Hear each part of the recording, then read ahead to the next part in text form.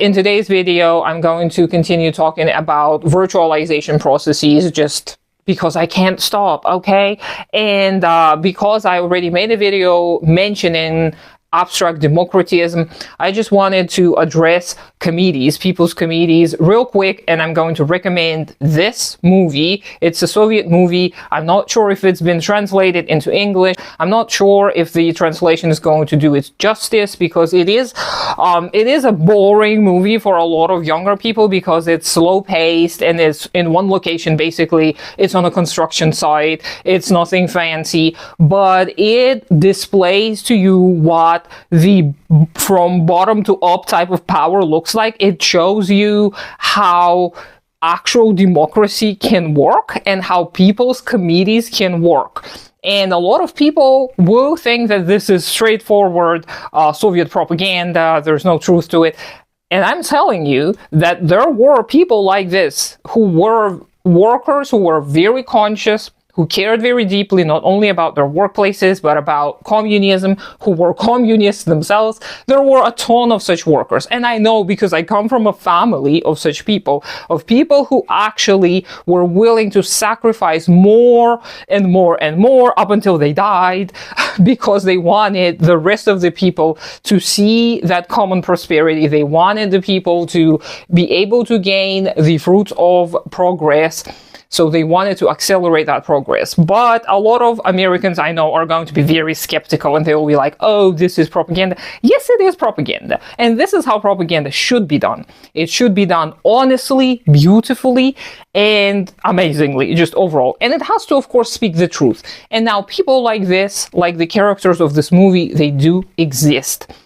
And they used to exist before, and they are going to continue existing. Just because you've never met such people doesn't mean they don't exist. But also, it is the conditions that breed these type of people. It's the conditions that help create and bring up people like this. They're not born this way. They're not born amazing, good-natured, wonderful human beings.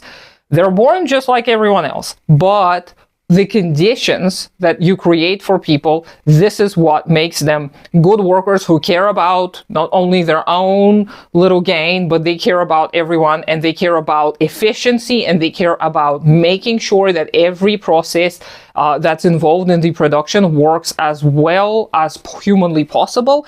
And they put in the effort, and they're honest, and they're hardworking men, the whole American ideal, actually. So this movie is dedicated to such people. It's dedicated to the people who work at a construction site, and they notice a lot of inefficiency, and they notice how basically the higher-ups are not being very honest about their progress, and how they are still earning a bonus by pretending to not by the way, spoiler alerts. If you don't plan on watching the movie, then good for you. If you're planning on watching the movie, then stop the video, go watch the movie, and then come back and we'll talk about it more.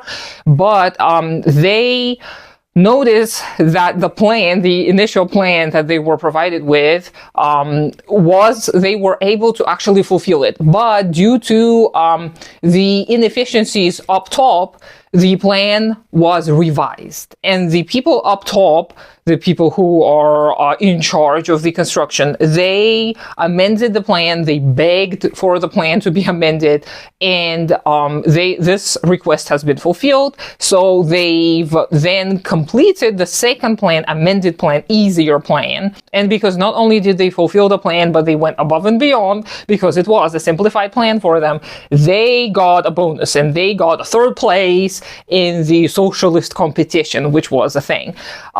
And because of this, every worker would get a bonus. So this one group of workers declines the bonus. They say, we don't deserve this bonus, and let us explain to you why. And then they showcase a lot of numbers. They show a page after page of their calculations, and they had somebody, an economist, help them make these calculations. The economist who also works at this construction site. and they display how they could have actually fulfilled the initial plan, the plan that they were first given by the state, by the party. And then, because of the inefficiencies up top and because of the lack of the desire from the people higher ups to fix any of those inefficiencies, then they were not able to fulfill the initial plan, and therefore the workers come to the conclusion that they're not going to accept the bonus. They didn't deserve it. They were not honest. Those things were not objectively against them. They could have fulfilled the first plan. So they protested in such a manner to show the higher ups that they care and to show that this is how you build communism, right? You don't just turn a blind eye to problems and issues. You actually sit down and try and deal with them. And this whole movie is just a group of people, like party members. Well, they're actually all party members, but higher ups of this construction site, people who are in charge, and those workers. They're all conversing, they're all talking. It's a talking movie. People just talk there. There's nothing that happens. There are a couple little small things that happen at the beginning, but they're not as important. They're just setting the scene. So the entire movie is just in this one room of people talking, sharing. And I love this movie so much because it showcases what true democracy is, and it showcases the importance of people's committees. People's committees are not just representatives. People's committees is when every single person from a certain community does their best to educate themselves on any kind of issues that their community may face, and then they gather together, and this is where they may choose a representative to present them in a bigger committee, in a bigger people's committee from different regions. For example, we had people's committees, then we stopped having them during the history of the Soviet Union. If you're interested, you can look it up. Or maybe I'll find some resources, I'm not sure. People's committees were an essential part of Lenin's plan, and it is one of the key features that many people believe is going to take place in the future, that this is going to kind of replace other types of democracy. It is going to be somewhat similar to representative democracy. However, it is not going to be exactly the same, because you're not going to just pick a random person to represent your interests.